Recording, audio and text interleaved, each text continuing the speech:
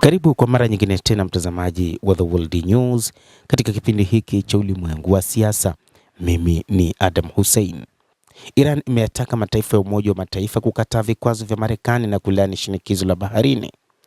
Iran inazitaka nchi zote kukataa matumizi ya nje ya Marekani ya vikwazo vya upande mmoja, ikisema kuwa Washington inataka kushinikiza mataifa huru kutii maslahi yake binafsi ya kiuchumi na sera za kigeni kwa matakwa ya Marekani. Ghulam Hussein Darzi, balozi na naibu mwakilishi wa kudumu wa Iran katika Umoja wa Mataifa, aliyesema hayo mnamo Jumanne wakati wa mjadala wa wazi wa Baraza la Usalama la Umoja wa Mataifa kuhusu jukumu la baraza hilo katika kushughulikia mizozo ya chakula duniani na ndani ya nchi.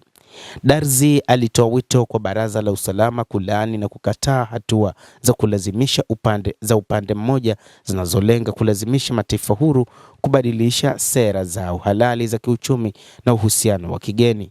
Alihusisha ukosefu wa usalama wa chakula na usumbufu wa biashara na usafiri wa baharini na vita vya Marekani na Israel dhidi ya Iran, akisema kuwa migogoro ya silaha, ukaliaji, vikwazo na mashambulizi dhidi ya miundombinu msingi na ya raia ni miongoni mwa sababu kuu za njaa na ukosefu wa utulivu.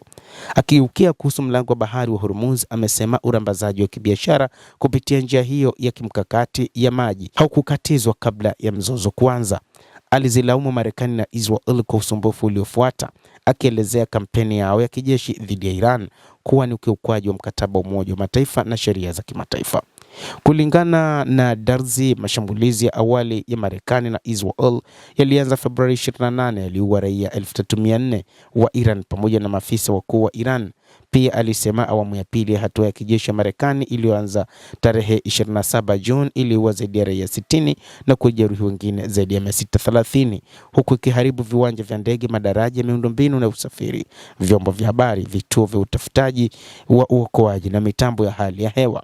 Mjumbe wa Iran alisema jukumu la mzozo huo pia lilienea kwa nchi zinazotoa vituo vya kijeshi, usaidizi wa vifaa, usaidizi wa kijasusi au ufikiaji wa anga zao, akisema kuwa msaada huo ulichangia kukosekana kwa utulivu wa kikanda na kutishia usalama baharini karibu na Hormuz. Darzi zaidi alishutumu Washington kwa kuweka vikwazo vya baharini dhidi ya Iran na kushambulia meli za kibiashara za Iran katika maji ya kimataifa. Pia amelaani hatua za hivi punde za kiuchumi za Washington dhidi ya Iran, akizitaja kama sehemu ya juhudi za kutumia chakula, nishati, biashara na upatikanaji wa bidhaa muhimu kama vyombo vya shinikizo la kiuchumi.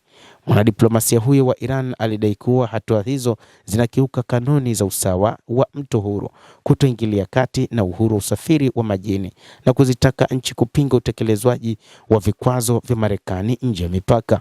Baraza la Usalama lazima lilaani na kukataa kabisa hatua hizi za kulazimishwa kwa upande mmoja, Darzi alisema, akionya kwamba kuruhusu vitendo kama hivyo kwenda bila kupingwa kunaweza kuunda historia ya hatari kwa mfumo wa kimataifa. Iran iliongeza kuwa ina haki ya kufuata njia za kisheria za uwajibikaji, fidia na kurekebisha, huku ikithibitisha haki yake asili ya kujilinda chini ya sheria za kimataifa. Katika mlango wa bahari wa Hormuz, Darzi alishikilia kuwa hatua za Iran zilikuwa za kujihami na halali, akisema kuwa kama taifa lina haki ya kuchukua hatua za kujilinda na mamlaka yake. Amesema mipango yoyote ya siku za usoni inayoongoza mlango wa bahari wa Hormuz inapaswa kuanzishwa na kusimamiwa na mataifa yake ya kivita, haswa Iran na Oman. Darzi alikataa madai kwamba Iran ilihusika na kuvuruga biashara ya baharini, akisema madai kama hayo yalipuuzwa. Sababu kuu ya mgogoro, uvamizi wa kijeshi wa kigeni dhidi ya Iran. Alimalizia kwa kutoa wito wa kukomeshwa kwa hatua za kijeshi, kuheshimiwa mamlaka na uadilifu wa ardhi ya Iran, kuondolewa kwa vizuizi vya baharini na vikwazo vya upande mmoja, na uhakikisho wa kuaminika dhidi ya uchokozi mpya kama sharti la kurejesha utulivu wa kikanda na urambazaji salama kupitia mlango wa bahari wa Hormuz. Endelea kutufuatilia mtazamaji, lakini ni kusihi usisahau kulike, usisahau kucomment, kadhalika usisahau kusubscribe channel yetu hii upate habari hizi kwa mapana kupitia hapa The World News. Naitwa Adam Hussein.